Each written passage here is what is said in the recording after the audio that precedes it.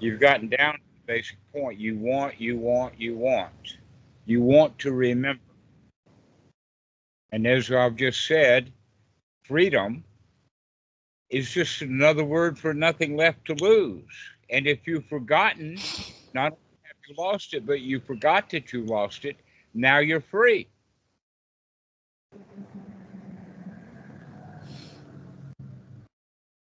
Now, one of the things that people will say is that, oh, I'm sure that I've lost track of an assignment or an appointment or an obligation or something that needs to be done. But that too is just a feeling. And whatever it was, it doesn't matter anyway. So when you have that feeling, that sensation of something's missing, and I got to go figure out what it was, the better thing to do is to say, oh, I've got that feeling that something is missing, but never mind, I'm okay right now. What about the feeling that nothing matters, as you mentioned? Right. Nothing really matters except when you want something. That's what matters to us is what we want. And if you don't want anything, then nothing matters. Which brings along that famous quote that mind over matter. Mind over matter. If you don't mind, it don't matter. So you mind it. You don't like it. So you need to accept that nothing matters. Pardon? But okay, so let's say I accept nothing matters. Well, but one then, thing does matter. You're taking it all the way to matter. I said it, and you're taking it to everything. There is one thing I'll tell you that does matter. Okay. Your next breath. And it's hard to forget that. Why does that matter and not anything else? Well, if you don't breathe, there is nothing else now, is there? Right. So that next breath is the important thing. Can you take the next breath? If it does, then nothing else matters. You're still alive. What if you stop taking the next breath? Like, what if you die? Well, actually, if you stop willfully taking the next breath, you'll pass out and then you'll start breathing again. No, but let's say you just stop breathing. You passed away. How about expire? Okay. That's the word for it. Okay. And you know what expire means? It means to breathe out. So that it used to be a euphemism. Oh, he expired, which means he breathed out, which means he didn't get a new in breath. It's like passing away. That's just a euphemism. Gone to a better place. That's just a euphemism. He expired. He's no longer with us. The reality is that he's died. He's dead. That's the right word for it. Okay? So, expired. So what if somebody expires? They're dead. It doesn't matter to them. The only thing that matters is the people who don't want him to be dead. They're wanting something they can't have. If he's dead, he's really dead. And they can't do anything about it. But oh, they can feel bad because they lost something. They lost their doctor, they lost their mommy, they lost their dog, they lost that laptop. Things die. Get over it.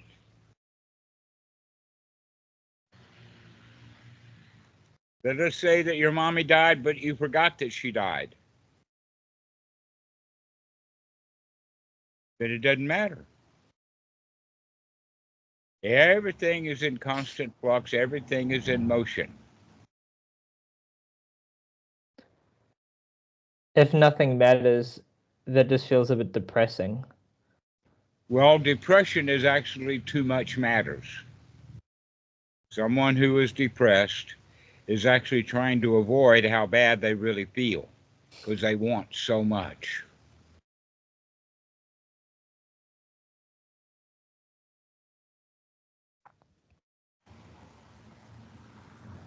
That in fact, when you get to the state that nothing matters, that's a really happy state. Wow, don't matter nothing. Got no problems. Got no worries. Wow, freedom at last. Is that similar to apathy? Pardon? Apathy, the state of apathy. No, apathy means that it matters, but you feel so bad you're not going to do it. This is not apathetic. This is, in fact, exactly opposite of apathetic.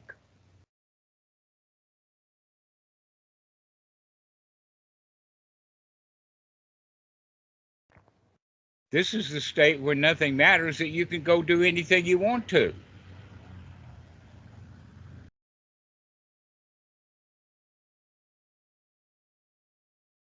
You can be joyous. You can be happy. You can get things done. You can go play with stuff.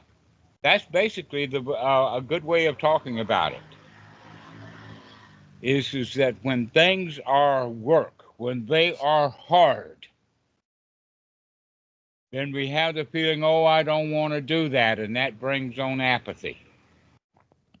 But when things are not hard, when things are easy peasy, then you can get stuff done. You enjoy doing it.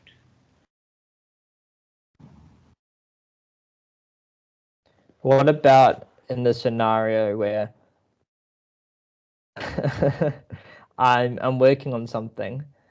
You're waiting on something?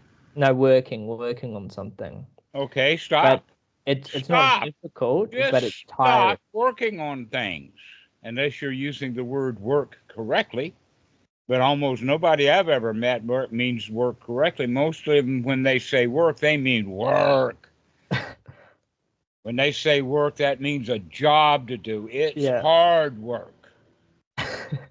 Hard labor. Well, for me, it's a lot of thinking, because it's a mind-based occupation.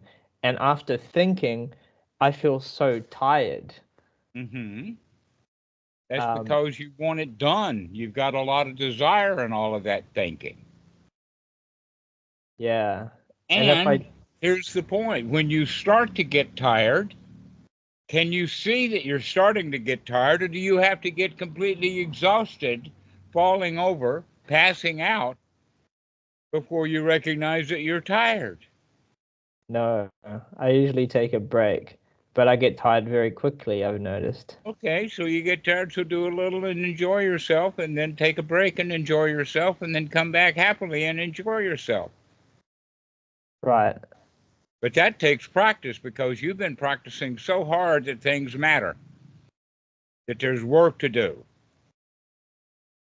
So that you're in a hurry to get it done. So when you have, let's say, bosses and deadlines and commitments to meet. Right.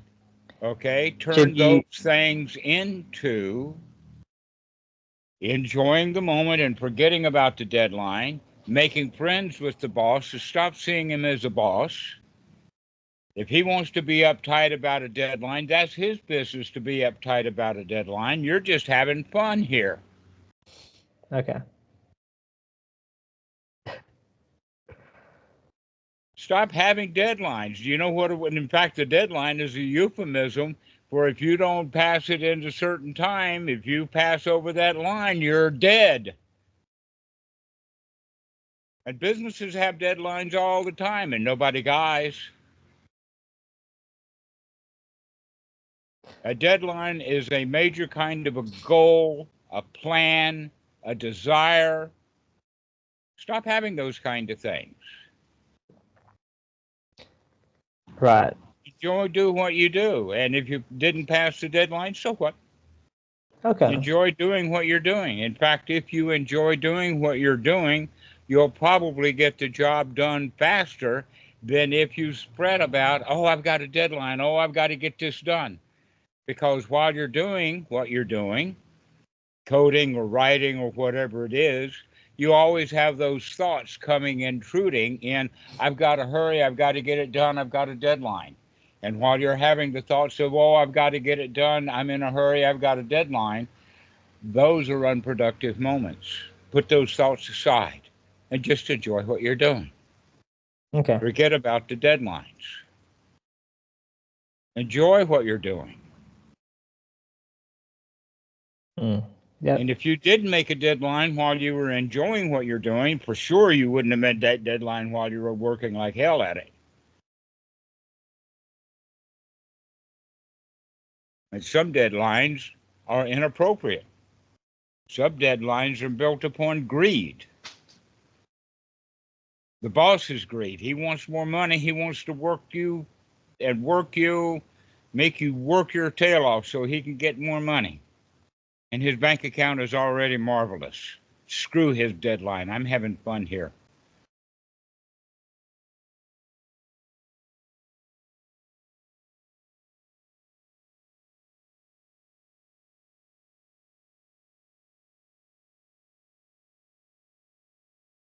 Wow, you went silent on that one.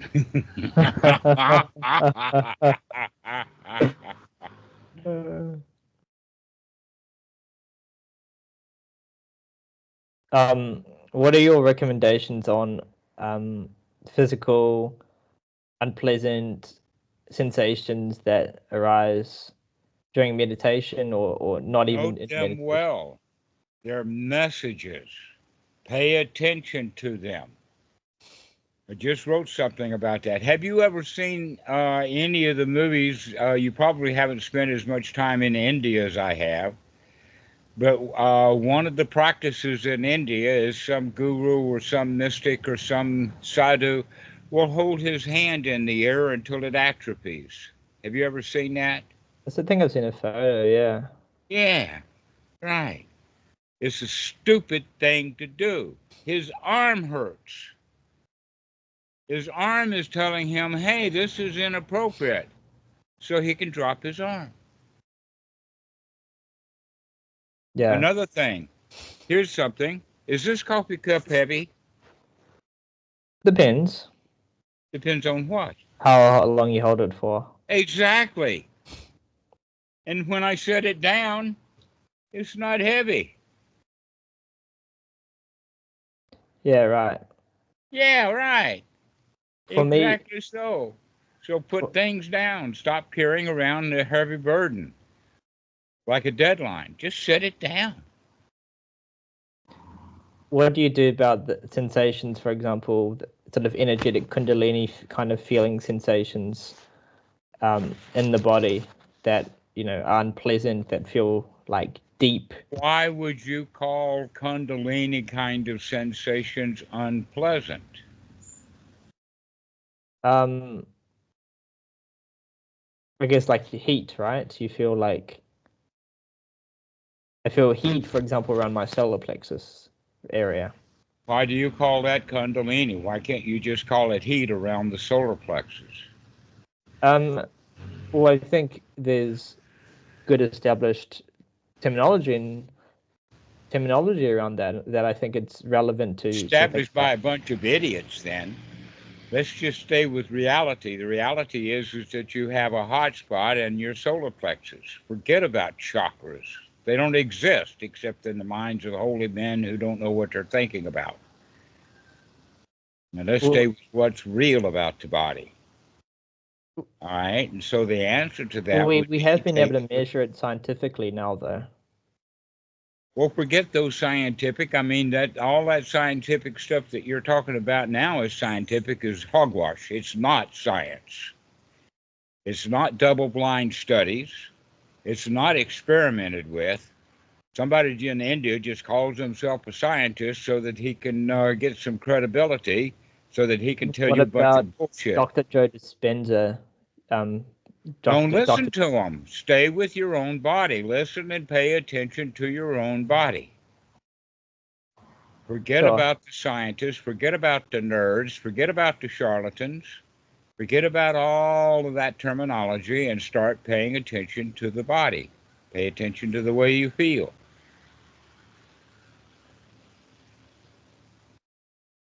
Okay. Yeah. Start doing the things that you need to do for the body. Like if you have low blood pressure, you already know that salt will work because you've experimented with that and you know that it's effective. Sure. And other people have experimented with it. But then somebody at some pharmaceutical company is going to put a bunch of stuff you don't need in it, call it an electrolyte, and sell it to you. For salt is pretty cheap. Right.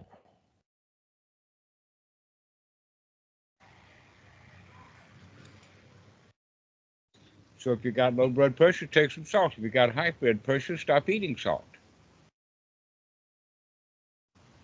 Okay, like let's not use the terminology that you don't like using. Let's say you have sensations, Well, random sensations, do you contractions. recognize that you're moving around a whole lot? That the Me? first thing you said is that you hurt your hip when you passed out, hit my and hip, then you but yeah, I talk hit about heat in the chest. Well, we're just talking about a bunch of different topics because Yeah, right. I've already. Let's not do that. Let's stay on one topic. Okay. What topic did you want to stay on? The ones that you started with. They were obviously important with you. You started them. Right. So fear around. You jumped to something else like a monkey, jumping around the limbs of a tree. No, I think you gave your answer on it, and you said there wasn't anything more to it, right? What was that? It didn't talk about the chest and the pain and heat in the chest, and we really haven't talked about the falling down and hurting your hip. No, I didn't hit my hip, but I did fall down. And when we talked about it before, you said that it's mainly just about the attitude, right? Well, the real issue is can you get back up? Are you paying attention to the sensations of the body? That's the real thing to do, is to start paying attention to all of these sensations. Now, one by one as they occur. What about situations where you don't have control? For example, Pardon? What about the times when you don't have that control? For example, you don't have the bodily awareness to deal or get out of the dukkha. For example, let's say you just pass out. Let's say you just have a heart attack. Let's say you just collapse. You don't have the conscious control to change your attitude in that moment. That's the only time you can change your attitude, is in this present moment.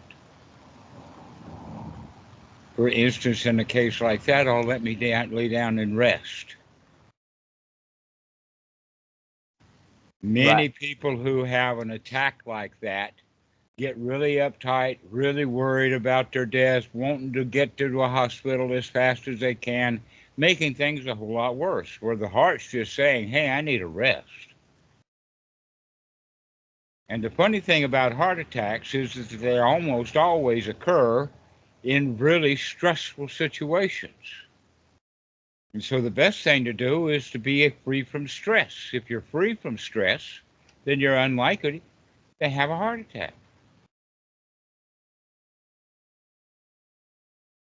Okay. Yeah. Let's not be stressed out. Freedom from stress.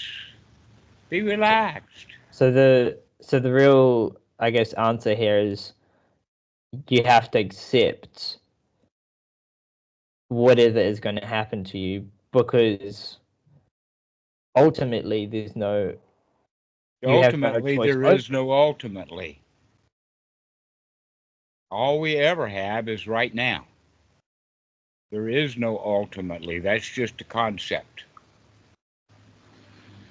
So you have to accept even the things you don't want to happen, because you have no control over what could happen. Can you, in fact, come to the place that you don't mind what happens? Mind over matter again. If you don't mind, it don't matter. Here's where the practice of anapanasati comes in. In fact, I've been waiting for you to ask kind of question that I've got real answers for. Okay. And that is, what can you do in advance? Okay, and what you can do in advance right here, right now, is start to practice. Right now, everything is okay. And when thoughts of, oh, well, what about the ultimate? You can say, hot dog, there is no ultimate right now. Let me just relax. When you say, oh, I've got a work to do, you say, I don't have to do it right now. Let me just relax. I'm going to take a deep breath. Everything is okay. Everything is fine. That's what needs to be practiced, because that's what people have no skills in. They have a whole lot of skills in being uptight. They have a whole lot of skills in having deadlines and working really hard and doing stuff for somebody else, not enjoying their life. Western society is highly skilled at that. Some of them are so well skilled at that kind of stuff, their heart attacks them.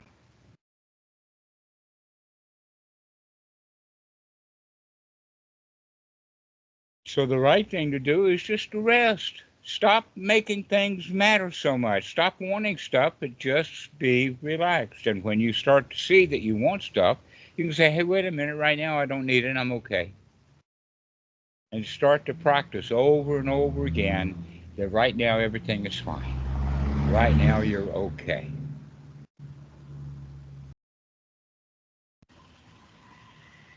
Not a worry in the world, everything is all right. And so you pass out, and then you wake up, and there you are on the ground. And you can say, hey, how do I feel right now? Am I still drowsy? Let me lay here and rest. Or am I ready to get up? Then hot dog, I can get up now. And that's all there is to it. If you have some heat in the chest, you can say, oh, I can feel that. Let me breathe with it. Let me play with it. But if you have heat in the chest, oh no, I've got heat in the chest. Oh, what does that mean? That means that it matters. And when you see that it matters, you can say, wait a minute, it's just heat in the chest. Never mind. It doesn't matter. Let me experience it. Let me heed its warnings. Let me find out what this is all about by experiencing it. Take a deep breath and just lay and relax. And everything is okay. You can practice that, actually practice it in advance. The Buddha talks about going into seclusion. What that means is that you've got no pressure, you've got no stress on you from the outside world. And so you get away from the world, and then you find out that you've got all of that stress and pressure that you brought with you because you were in the habit of having it. And so you lay that aside and start to practice being in a really good state. And if you're well practiced, have good skills at it, then you can go back to society and not get stressed out by it the way that you were starting when you were a child. You've been spending your whole life being stressed, whole life talking to yourself into feeling bad, whole life wanting stuff. Now it's time to start practicing no stress, practicing deep breath, start to practice everything is okay, everything is fine, and we have to practice, repeat it. Nobody becomes a concert pianist, a world-class human being into piano by 1 hour of practice when they were 5 years old. They have to practice and practice and practice and practice.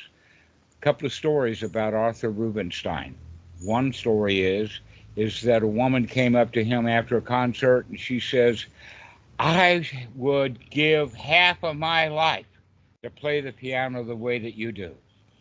And he says, funny, that's what it cost.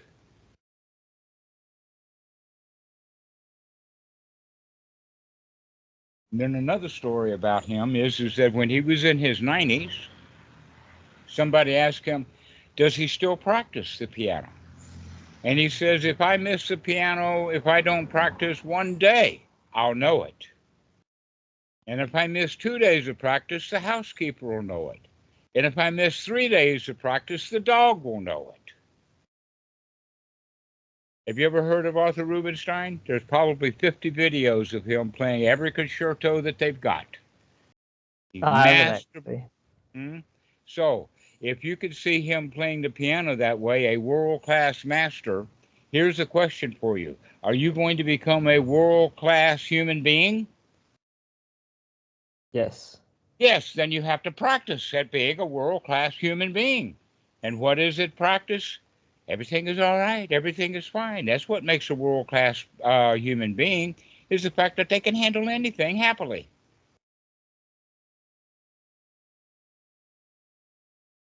So can you handle this conversation happily? Yes. Yes, okay. So it's about time you started to smile. Can you start handling everything easily, happily? Everything is all right. Everything is hunky-dory. Everything is easy peasy. No problems, no worries, no jobs to do, no deadlines, no dead bosses. That the guy that you used to call your boss, now you can start calling him your friend. And in fact, he's probably hurting because he's got a deadline and he tries to give it to you.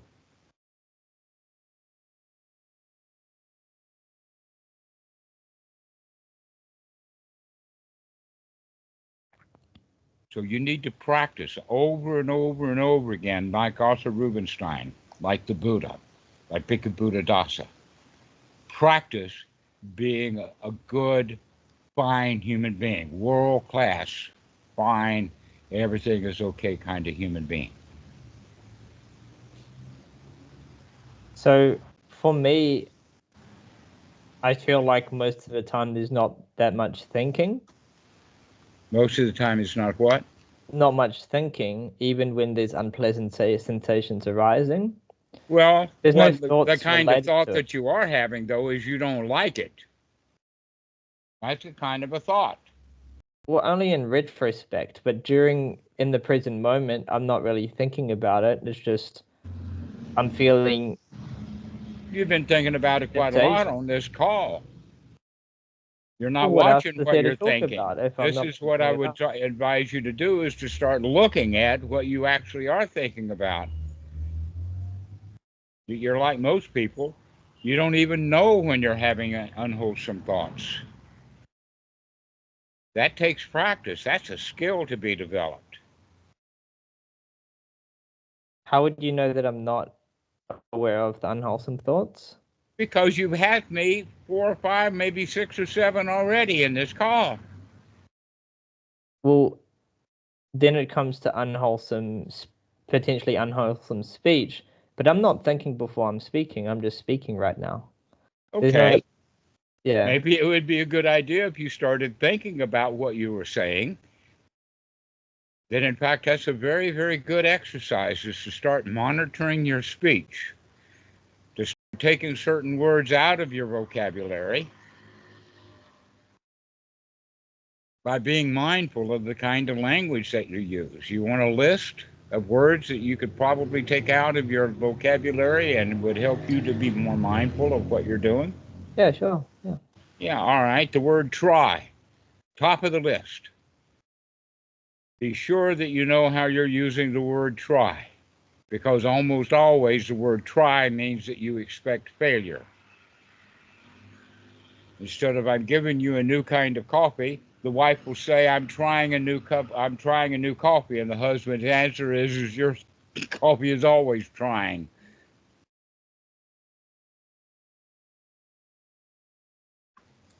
Your coffee is always trying means that he doesn't like it. Okay, so that's the word try for you. The next kind of word you can take out of your vocabulary is work. Another one you can take out would be deadline. Another word you can take out would be hurry. Now, the ultimate words to take out would be I, me, and mine. Nothing is worth clinging to as I, me, or mine, and yet that's how we cling to everything. Like I fell down. Reality is that the body fell down. But in conversation, you can't really say the body fell down. Yes, you It seems can. strange. You can change the way you speak. People may ask you what that is, and you can give them a Dhamma lesson.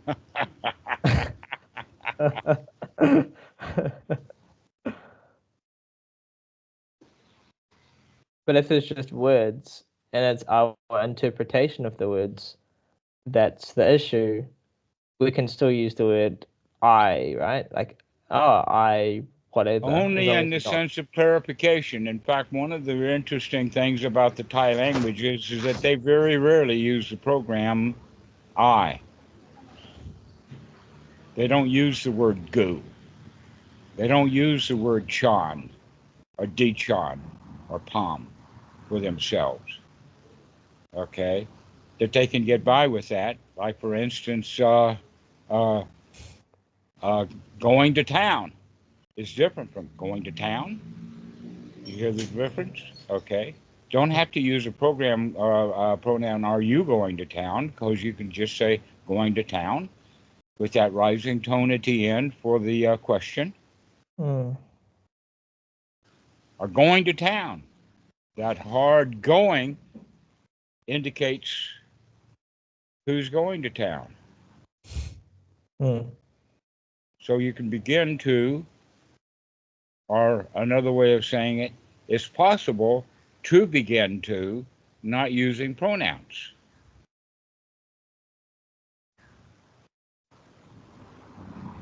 If you look,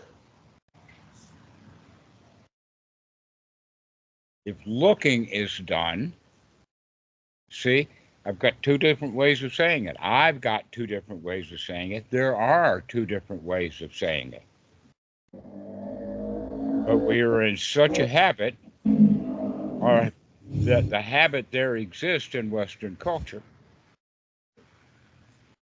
Mm. of using pronouns. I, me, and mine. With the resultant built-in clinging. So there's a list. Try, hard, work, hurry, deadline, I, me, and mine. Maybe you should as well. Should is another. Should, ought, would, could. Changing the subject, which is generally referred to as a whataboutism.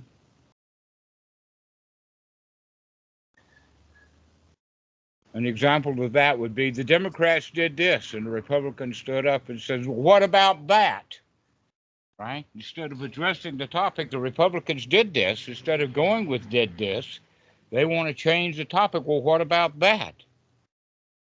So when Donald Trump is confronted, he'll say, well, what about Hillary Clinton?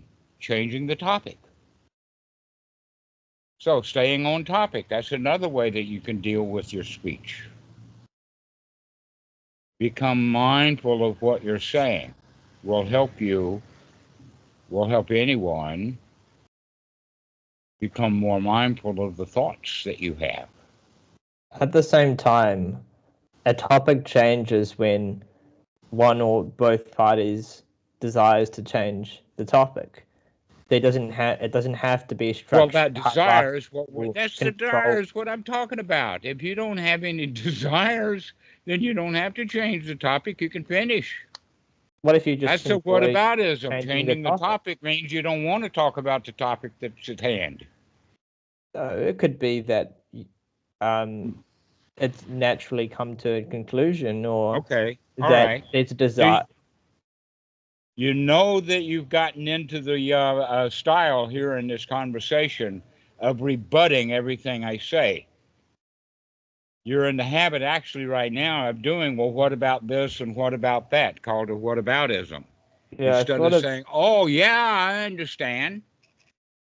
Because I don't agree, or I am trying to understand your point of view better, and it's helpful to go through a variety of contexts. No, it's helpful to ask for clarification. Sure. Rather than going off topic. I'm sorry you felt that I was going off topic. Yeah, going here and going there. I feel like I wasn't going off topic. But if you don't like to engage in conversation that way, I can change my speech for you. Yes, let's try that, because it will be of enormous value for you to start paying attention to the way that you talk.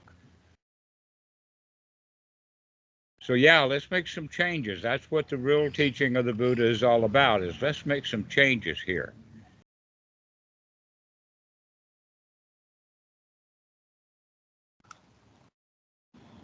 Let's change the way that we think. Let's change the way that we talk. Let's come out of our unhappiness, our whataboutisms, our work to-dos, and start coming into the state of everything is okay, everything is fine, not a problem in the world.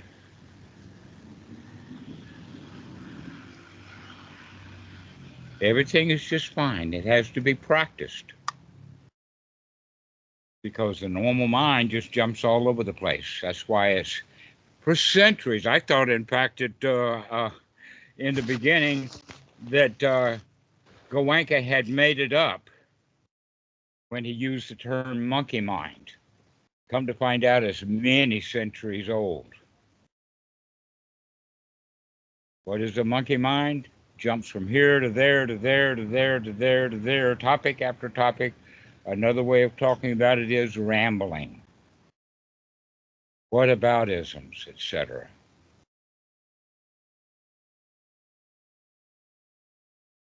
And all topic at hand is, can we change for the better?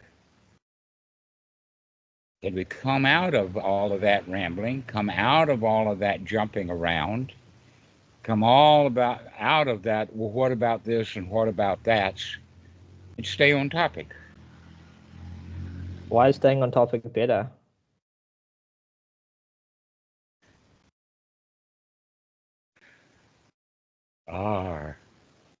Staying on topic is better because you're liable to get some value out of it by staying on topic.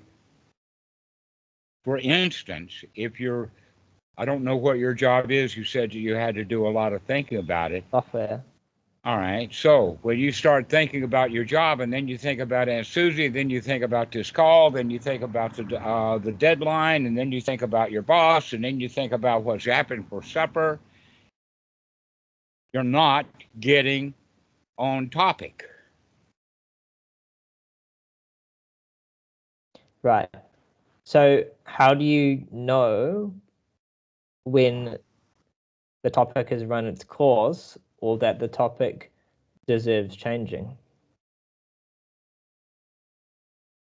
Well, one by one as they occur generally happens from the outside. But monkey mind happens on the inside. Can you explain more on that? This happens from the outside? Yes, if your boss comes up to ask you a question, it's better to stay on topic and answer his question in great detail rather than he asks you a question and you change the subject. Well, what about that guy over there? He's not getting it done either. Is changing the topic. So this is a scenario when the external is changing for you, but what about a situation in the opposite? For example, you are the one leading the team, or you are the one talking to somebody else. So you are setting the frame. You don't have the frame imposed on you. So you have to decide when the topic starts and ends because you don't have somebody else that's deciding that externally for you. Yes. So how does one figure that out? Actually, that is the skill that would be developed. The skill of staying on topic. For instance, anapanasati is the skill of watching the thoughts and keep changing them back to happy, wholesome thoughts. Then the mind wanders away again, off topic. Come back, see that. Then, in fact, I could go so far as to say that some people call that concentration.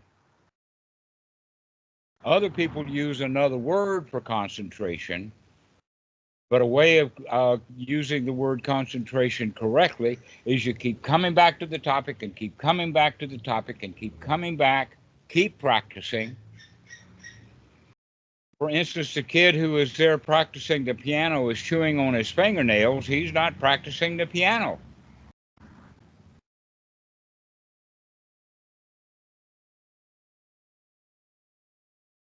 Practicing the piano is practicing the piano.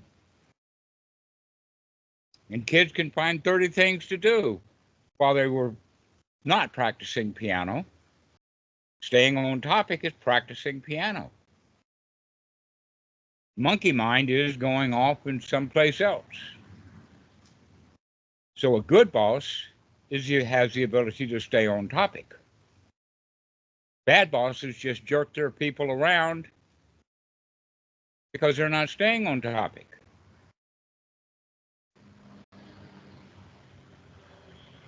So the topic would be, can you feel good? Can you feel happy? Are you okay? Can you stay on topic? Never mind, start again. You drop off a topic, oh, never mind, start again. Let's go back to the topic. Let's keep coming back and coming back over and over and over again, coming back to the topic. Because there's very few topics that are really worth talking about.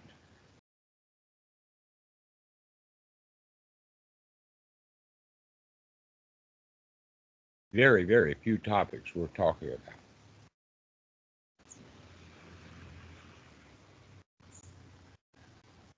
Here's an example of that. True is true. A lie can be all over the place. A lie is like changing the topic. But the truth is just the truth. Here's an example. How old are you? 26. Now lie to me. How old are you? 38. Now lie to me. How old are you? 38. Now lie to me. How old are you? 37. Now lie to me. How old are you? 120. All right. Now lie to me again. How old are you? 8 billion years. Okay, so see, there's no end to how many different ways that you can get off topic. No. The number of lies that you can tell is all over the place. That's why there's so many different religions. It's because every one of them is so full of crap. And the crap is almost endless. But the reality is everybody goes to religion because they're hurting and want to stop hurting. And that's the teaching of the Buddha, is coming out of your hurting. And how do we do that? Is by practicing staying on topic. And what is the topic? Coming out of the hurting. Changing.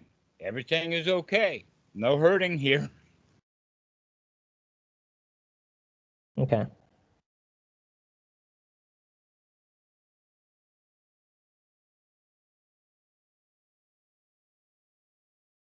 Like I said, very few topics are worth talking about. Reality. Now, here's something that's not worth talking about. Ultimate reality. Okay? Here's something we're talking about. Here, now. What's not worth talking about? The universe. Because we're not in the universe, we're in the here now. The universe is all over the place. So talk about what's real, what's here now. That'll help you stay on topic. I feel like that's diving into philosophy. Yeah, don't go into philosophy. Stay right here, right now. Even that's a philosophy, right? Pardon? Even saying don't do that or do that is a philosophy, right? Compared to a set of practices. Right, because philosophy is something that they don't practice. In fact, the old philosophers like Socrates and Diogenes and Herodotus and Lao Tzu were philosophers in a particular way because they practiced their philosophy. But modern philosophy is all about reading about dead philosophers, especially those that were died 300, 200, 400, 100 years ago, And those philosophers didn't practice philosophy, they just thought about it. So there's two real different ways of thinking about it, maybe three. There's three philosophies. One is change, to stay on topic. The other kind of philosophy is to philosophize. And then the third kind of philosophy is to read about dead philosophers. That's modern philosophy.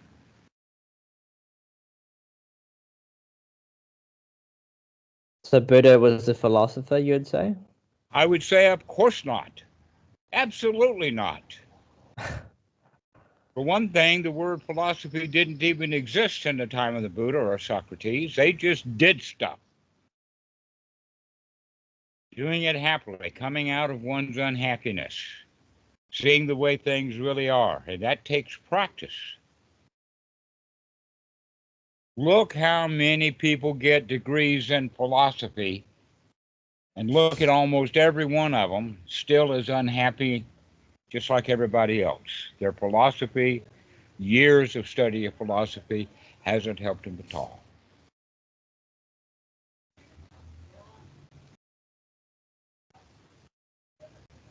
Philosophy is about as dead as religion. Philosophy is about as dead, in fact, as psychology.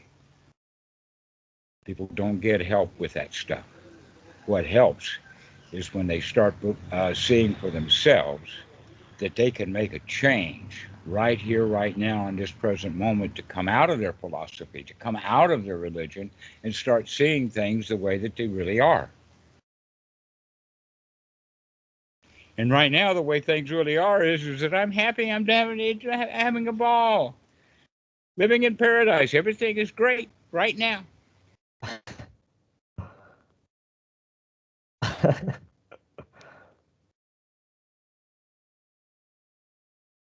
But that's the change that one needs to make, is to come out of their philosophies, to come out of their unwholesome thoughts, to come out of their jumping around and changing topic, come out of their what about this and what about that isms, and to come and say, everything is okay, everything is fine. Not a worry in the world, no place to go, nothing to do. I'm satisfied the way things are. Can you say that? No, you've got so many dissatisfactions, you've got so many curiosities, you've got so many questions, so many doubts.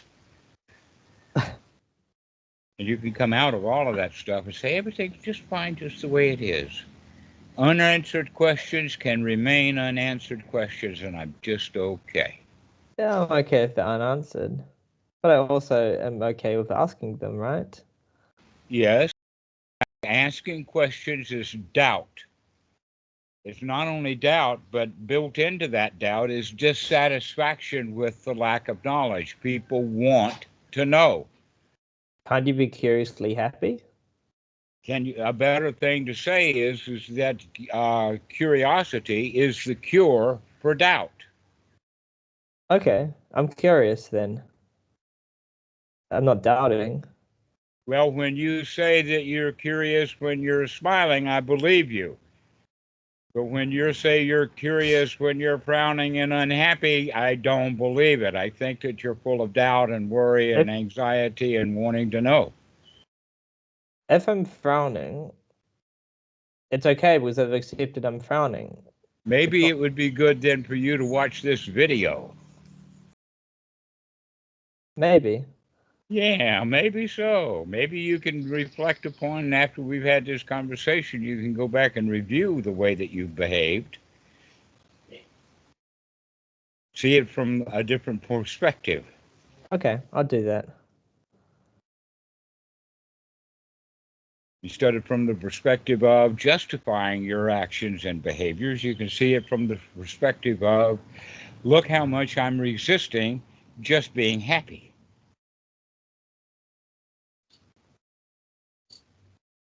Then, in fact, you don't have to be curious. You can just be satisfied. You don't have to know the answer to the questions. Our society, though, puts people through school with the position of, or they begin to learn that, oh, they've got to know. I've got a test coming up. I've got to know. I've got to know the answers. That's dukkha. Wanting to know and not knowing is dukkha. You're dissatisfied. People in general are dissatisfied. They're in doubt. They worry. They change the topic. And the right topic is, I don't need to know that stuff. I'm okay already. Things are just fine the way that they are.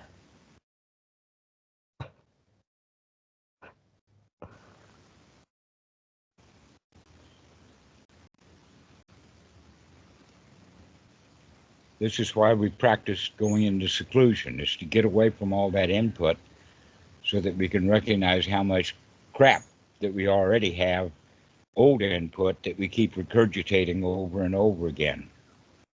We can stop doing that, come out of the habit of thinking the same thoughts that we've been thinking for years, and start thinking some new thoughts, wholesome thoughts.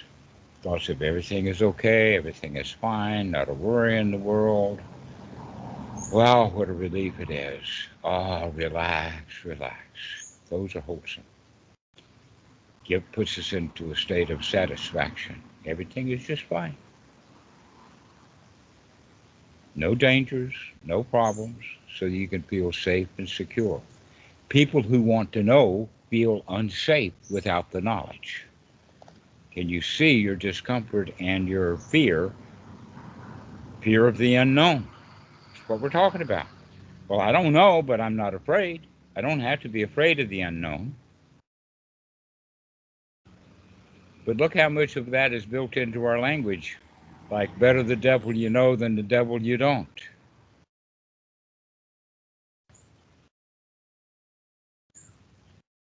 So people are afraid of the unknown. The unknown never hurt anybody. The only thing that'll ever hurt you is what you already know. So leave the unknown as unknown. It doesn't matter. What matters is, can you come back to this present moment? Everything is fine. I don't have to worry about anything. No questions asked. Satisfied. Relaxed.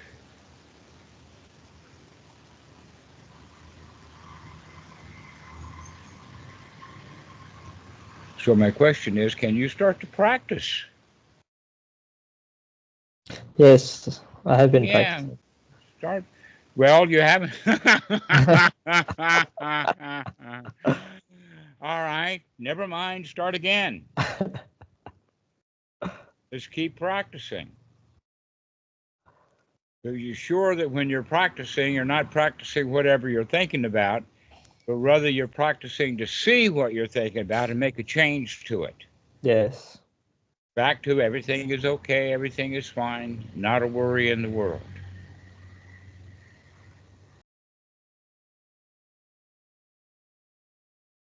That's what the practice is. The practice is a change model.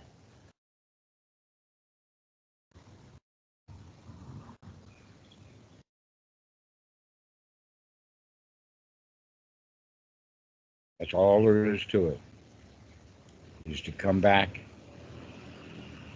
being okay.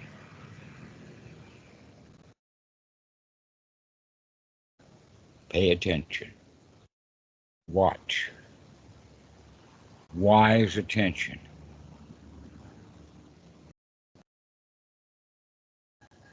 Pay attention to those thoughts. Pay attention to the feelings. Pay attention to the body.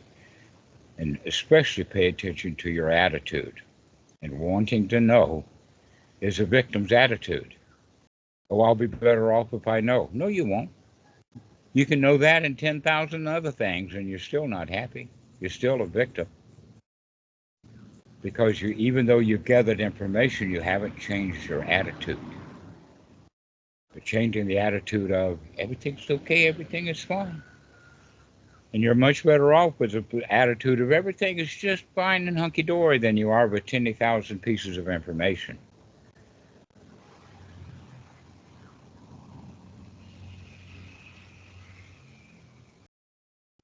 You don't need to study how to practice. You don't need to ask 10,000 questions about how to practice. What you instead need to do is to practice over and over and over again, to see those thoughts as unwholesome. So never mind, I'm okay. Everything is fine. Not a worry in the world.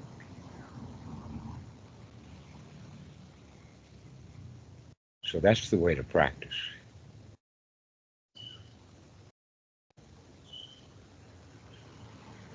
Coming to that state of, hot dog, I can handle anything. I got this. I can do that.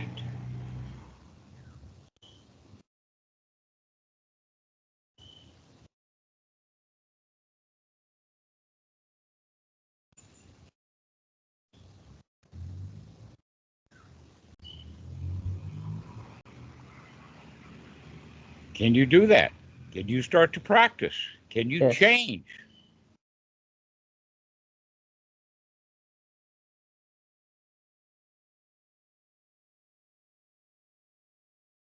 All right, so let's do some changing. Let's do it. All right. So let's finish off now. We'll take up a couple of points.